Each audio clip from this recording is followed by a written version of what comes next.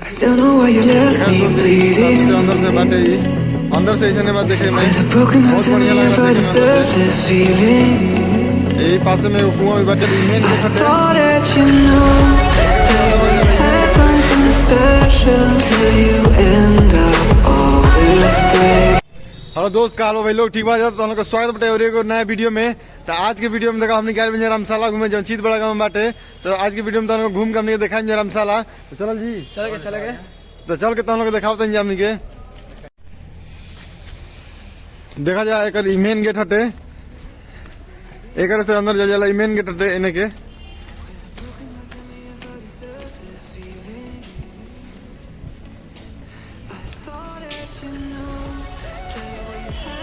देख लीजिए अंदर से कैसन बैठे ही देखा दो सामने से अंदर से बैठे ही अंदर से ऐसे बात देखे में बहुत बढ़िया लगला देखे में अंदर से पास में यही में कुआं बाटे और ये जो पोखरा भी बाटे तो चल के तो पोखरा भी देखा होता है देख ला जाए अंदर से बाटे ऐसे रामशाला बहुत ऐतिहासिक चीज है भाई लोग खासियत है इसके देख ला जाए आओ तो पीछे से देख लीजिए पीछे से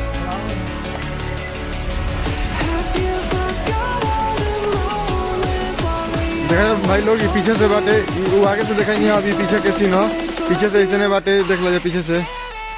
से भी देखे में काफी ज्यादा बढ़िया लगला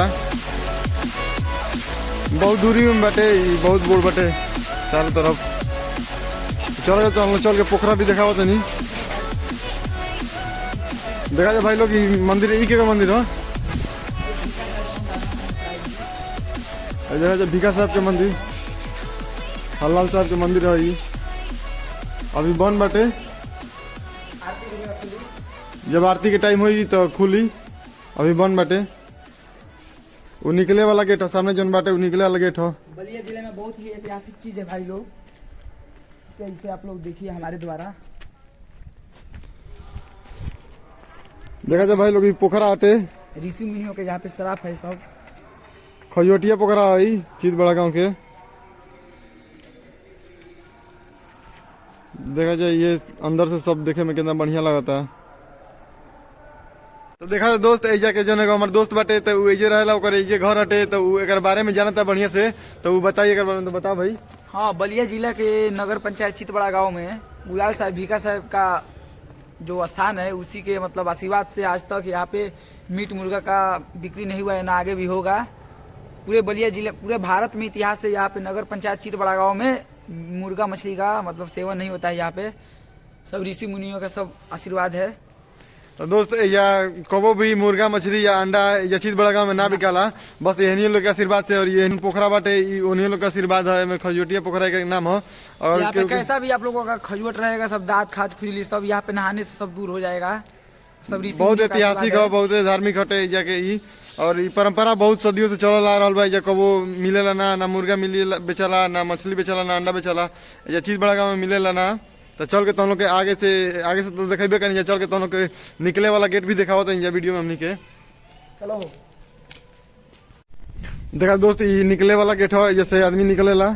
और जो एने से भी रास्ता पकड़ के आहू को ऐसे आ जाला निकले वाला हो। अब एने चल के तुम लोग पोखरा भी देखा होता नहीं एने से पोखरा में जाके रास्ता बाटे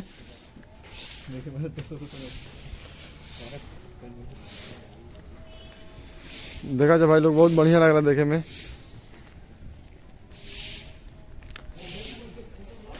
देखा जाए ये पोखरा हटे खजोटिया पोखरा अभी काफी ज्यादा सूख गल बा नहीं तो पानी रहला ऊपर से ले तो बहुत बढ़िया लगला। अब देखा तो बहुत पहले के सब कुल मंदिर बनल हो तो कुल धीरे धीरे टूटता फूटता।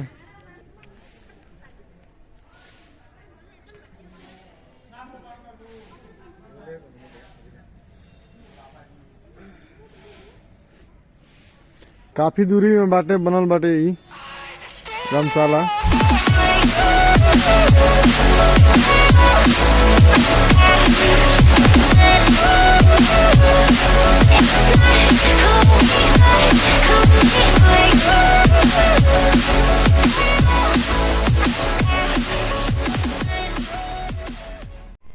तो तो देखा जाए दोस्त आए रहे नहीं जा हमने के रमशाला घूमे तो घूम ले बन हमने के तो घूम के तो हम लोग देखेबे के नहीं है रमशाला तो पता है वीडियो में कैसा लागल हो। अगर चैनल बनाया पड़ तो चैनल के सब्सक्राइब कर लो जाओ, वीडियो बढ़िया लगल हो तो वीडियो के लाइक कर जाए। तो आज के वीडियो में बस इतना ही दोस्त।